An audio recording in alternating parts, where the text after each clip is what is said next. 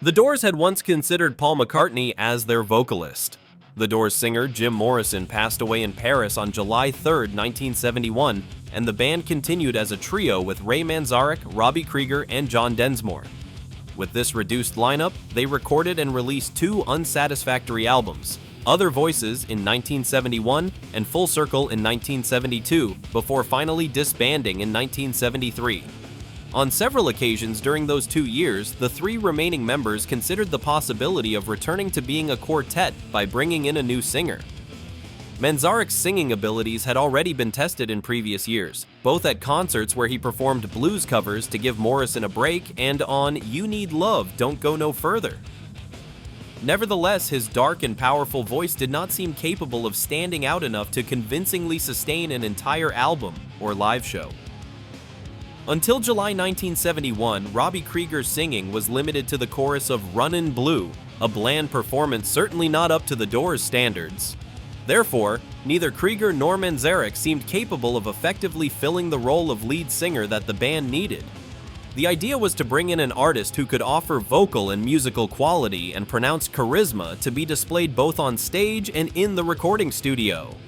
From the content of various interviews given by the three surviving members in the decades following the Doors' definitive breakup, it has come to light that the group considered three distinct alternatives for a new lead singer in the early 1970s: Paul McCartney, Paul Rodgers, and Iggy Pop.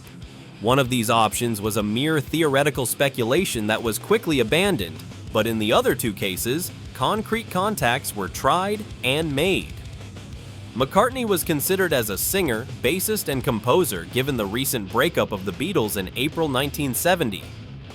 Since then, he had released two successful solo albums, and in the summer of 1971, when Morrison passed away, McCartney was in the recording studio with his new band, Wings. However, the obvious musical incompatibility between McCartney and the Doors made any proposal for collaboration unrealistic. McCartney's name was thus scrapped immediately after briefly appearing among the seemingly viable options. The second attempt involved another English musician, free singer Paul Rodgers. His career was forced on hold in the summer of 1971 due to the first temporary breakup of Free.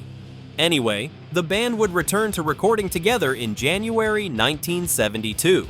From an artistic point of view, this second choice was not entirely out of place and could have potentially paved the way for the Doors' future.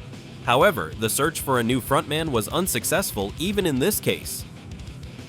Logistical problems in finding Rodgers in England and Free's sudden reunion also prevented this second attempt. Iggy Pop, the third and final singer, came closest to joining John Densmore, Ray Manzarek, and Robbie Krieger for new musical adventures.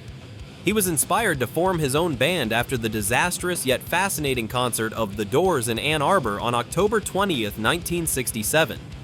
During this live performance, Morrison was completely drunk and unable to carry on the show. Furthermore, Iggy Pop had a reputation for transgression and artistic experimentation, which could have provided continuity to Jim Morrison's turbulent life. Moreover, in 1971, his career lacked real prospects for the aggressive underground rock that characterized his band, The Stooges.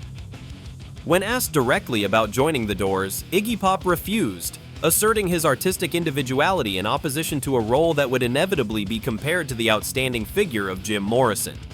So, during the 2 years during which the Doors continued as a trio, Krieger and Manzarek shared vocal duties. Their vocal performances were too far behind the quality of the first 6 albums recorded with the original lineup to fill the painful absence of Morrison. The California-based group's less than positive results from mid-1971 until the end of 1972 led to their definitive split in 1973.